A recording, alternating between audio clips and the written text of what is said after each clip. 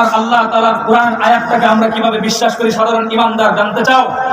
আরে বেটা, আমাদেরকে যদি কোনো ব্রাহ্মণবাড়িয়ার যুবক এসে বলে, হামিদি সাহেব আজকে আপনি নাসিরনগর যে এলাকাতে মাহফিল করতে আসছেন, সেই এলাকায় সন্ধ্যার পরে মাথার উপরে যে আসমান ছিল, সে আসমান আজকে ঘড়িজোড়া উল্টা হয়ে জমিনে রূপান্তরিত হয়েছে, আমি হামিদি চোখ বন্ধ করে বিশ্বাস করে নিব, আমার কোনো আপত্তি থাকবে না।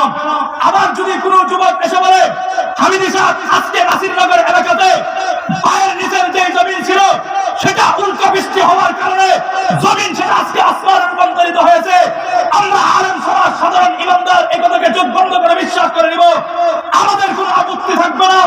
তবে খোদার কসম খেয়ে বলি, শুধু ব্রাহ্মণবাড়িয়ার লোক নয়, গোটা বাংলাদেশের লোক নয়, পৃথিবীর যে কোনো প্রান্ত থেকে কোনো গাঁদাখুর এসে যদি আমাকে বলে, হুজুর আজকে সন্ধ্যার পরে আল্লাহর দেওয়া পবিত্র কালামুল্লাহ শরীফের তারা এক অক্ষর পরিবর্তন হয়ে গিয়েছে, আল্লাহর দেওয়া কোরআনের এক আয়াত রূপান্তরিত হয়েছে, আল্লাহর দেওয়া কোরআনের একটি ওয়াদা পরিবর্তন হয়ে গিয়েছে, খোদার কসম খেয়ে বলি, জীবন দিব, গদ্দাম থেকে মাথা আলাদা হয়ে যাবে, শাহাদাত বরণ করব, কষ্টের কালেও আমরা সাধারণ ঈমানদার ওই গাঁজাখুরদের বক্তব্য কোনোদিন বিশ্বাস করতে পারি না, গাঁজাখুরদের বক্তব্য কোনোদিন আমরা বিশ্বাস করতে পারি না।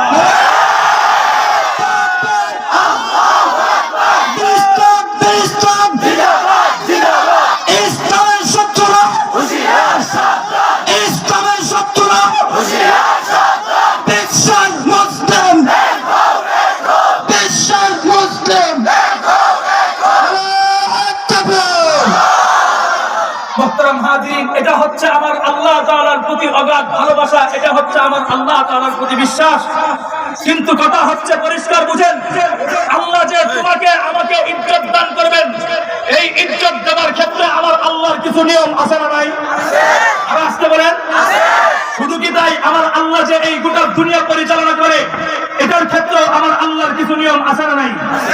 দেখেন আমার আল্লাহ কোরআনের মধ্যে চমৎকার ভাষায় বলতেছেন, কুল আরাআইতুম ইন জাআলাল্লাহু আলাইকুমুল লাইলা সারমাদান ইলা ইয়াউমিল কিয়ামাতি মান ইলাহুন গায়রুল্লাহ